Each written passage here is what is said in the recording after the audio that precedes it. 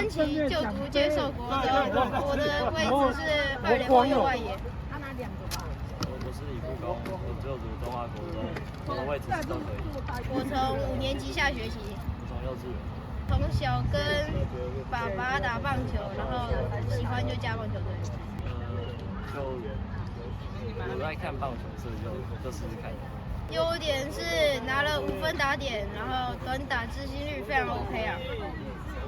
缺点就是打的球都软软的，对，那就是软软的，所以才会上来。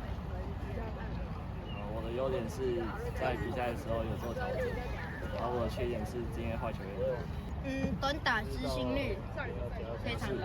我是球速比较嗨一点，继续带我飞就好。谢谢他们的辛苦。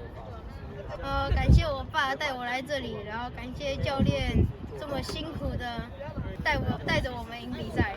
我谢谢我爸妈带我来打球，然后谢谢教练很相信我。